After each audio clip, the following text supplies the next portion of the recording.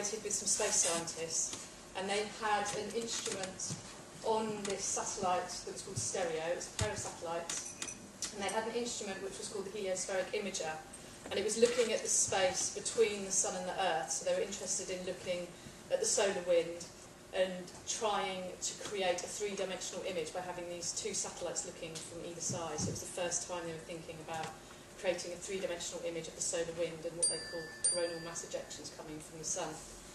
And in a lot of our work, we're interested in exploring the material nature of the physical world around us and how we create an understanding of that, and also how we experience that. So we quite often work with scientists and look at the different tools that they're using to create an understanding of the world around us. And we often incorporate those tools as part of the work. So in this satellite data that you're looking at, we were very interested in not just what you're looking at, but also the technology that's behind us allowing to see that. So we've encouraged all the anomalies that you see that are kind of inherent in the quality of the technology, so that you get a feeling that there's a human observer watching this matter. So it's not just about this material that they're trying to understand, but it's always about there being somebody present. And we often use quite different techniques, whether it's something as simple as a kind of handheld shaky camera, or kind of more complex kind of technical objects like this to suggest that kind of watching human.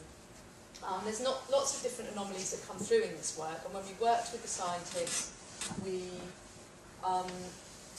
wanted the image data in a very specific way, so that it would bring out all the lens flares and all the kind of pixel dropouts and all the noise and all the light flares that you see going on. So we worked directly with them for them to process the image exactly how we wanted it to. And you're seeing raw data, so it's before they have done anything to it. Normally NASA will go in and kind of clean up a lot of their data, so they'll be taking out all the noise so that they can see the science data that they sort of want to work with. But we also, we think this imagery is really beautiful because it has this quality that's like sort of early photography or something. Because the actual technology they're using is very low key. You have to put something on a satellite, it has to be very lightweight, and also it takes about 10 years for them to develop the satellite. So by that time, the technology's kind of already gone out of date. So it's quite interesting. So I don't know if anybody has any questions. Can you say it again? No, you said that. Said what again? All again. Oh, you want to again? see the film? I know, it was interesting because I thought, maybe I'll talk before, but it kind of takes away a lot of the mystery about the work, I think, if you know that in the first place, and about exactly what it is. And the audio, is that also we've made the audio, but we have based it on, if you listen to the sun as radio, as a waveform, you basically get white noise, you'll hear white noise, and you can't distinguish any kind of difference in that, so it's just... And we worked with that, we kind of sampled the brightness of the image to control that sound, and then I also wanted to create an experience from it, which is something we normally kind of work with sound in quite a raw way, but we wanted to kind of create more of an experience, so we kind of put in some extra. I thought it was quite interesting leaving the interpretation till later, because obviously once the big flares are coming down, you're like, well, this has got to have something to do with space, but like, watching it reminded me of times when I sort of travelled by plane at night time, and that sort of all the feelings of I'm very small, the world is very big. We often like playing with that aspect that's very humbling. We made a similar piece of work with Brilliant Noise, which we were working with images that were directly looking at the sun, and they were black and white images as well. And because you hadn't seen them in that way before, because they don't release them to the general public in that way, people would look at them and they'd think, oh, I'm looking at something in the body, or there's some process of the scale they couldn't understand. Then when they find out that it's the sun, it has this incredible kind of humbling kind of factor to it, which we quite enjoy, making humans look really small, in the bigger picture of things. Going back to the soundtrack, are you saying that the white noise is actually modulated by the brightness of the image? Yes. It's not more composed, it's just automatic. Oh no, well, there's parts of it. I mean, parts of the white noise, we've used different parts of the soundtrack to be controlled by the brightness of the image. So we wrote a script that would allow us to do that.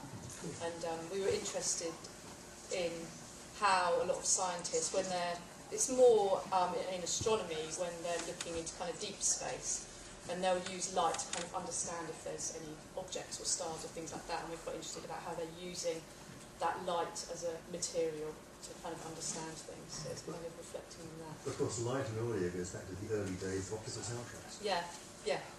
Yeah, it's very similar. I mean, we've done this as a kind of live performance where we'll sample the brightness of the image live and then process the sound and do it live. So we have a whole other piece that we've made from this, which also exists as an installation, which is all of one of the satellite's data from the first day it kind of opened its shutters right up until the point we made the work, which was about a year's worth of data. So it's a kind of much more contemplative, sort of unedited piece, but we sampled the brightness live so that it controls the sound in that way. When are you recording the projection onto a screen? Was it directly off of Oh, okay. For the actual data that we were... Well, when the satellite will have several instruments on it, so different scientists collecting different information. And this instrument is just a very cool looking camera. You put heliospheric imager in. It's actually a UK instrument, which was really cool because in the past we've worked with a lot of US scientists, so it was cool to work with some UK scientists. And this is a very amazing looking camera.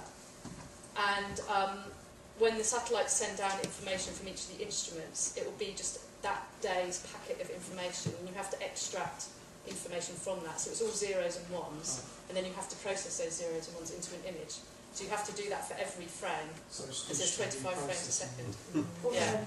So and they make a program that does that, and then we come along and say, well, we want it to look like, we want to bring out as much noise as possible, so they processed it for us sort of in that way. But there's very early images. I Yeah. can kind of understand the later ones, but I couldn't work out what was happening. Well, what's happening, you see in the beginning, is when the camera's first opening its shutters, and it's kind of going, where am I? And it has to calibrate itself. So at the beginning you see Earth, you also see a shot of the moon, you see other planets going by at different points, and so it's calibrating itself so it can find out where it's meant to be looking, and then so all of that stuff at the beginning is it having problems and trying to work out. How do you make the connection to get the data from that? Well, we did a residency in America at Space Sciences Lab at the University of California in Berkeley. So we were in this lab, and actually they were overseeing this stereo project. And so we were working with a lot of scientists who had different instruments on this project, and there was somebody who was like called the principal investigator who was kind of running the whole project. And then we were in the UK showing some of the work we've made there at the Dana Centre in London, part of the Science Centre. And we met the scientist who runs this instrument there, and we were talking there, and she said, oh, you might be interested in my instrument. And he was based at Appleton Rutherford Laboratories in Oxford. And and it was, we were kind of like, oh no, it might not be very good. And he kept saying, oh yeah, there was this great moment where this comet, that you see at one point, there's the solar wind coming down, and then you see this comet X swinging across, and they were really excited. That was like the high point for them, because you see the tail get blown off by the solar wind. And so this was the best thing that had kind of come out. So they were saying, oh, there isn't really very much in there. But of course, for us, we were like, that's really cool. But there wasn't much kind of scientific data at that point. But it's still up there doing its thing. Yeah.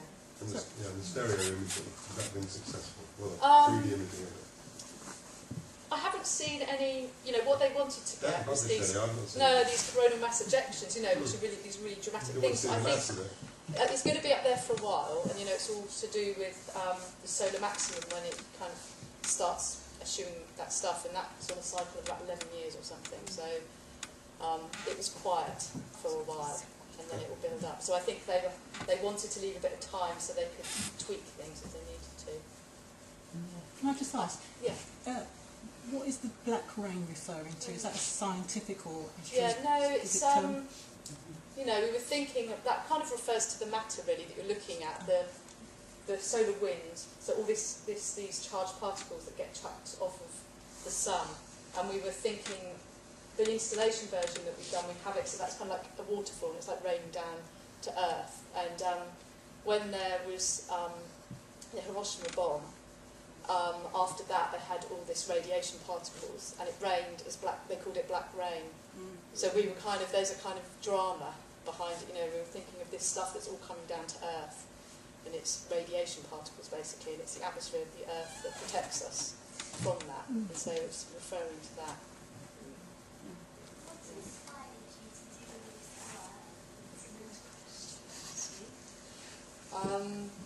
Well, I think it really was the time that we spent at the Space Sciences Lab, and the time that we spent with the scientists there, and we became really interested in the sort of material that they were looking at, because before that we'd been very much looking at rocks and minerals and volcanoes.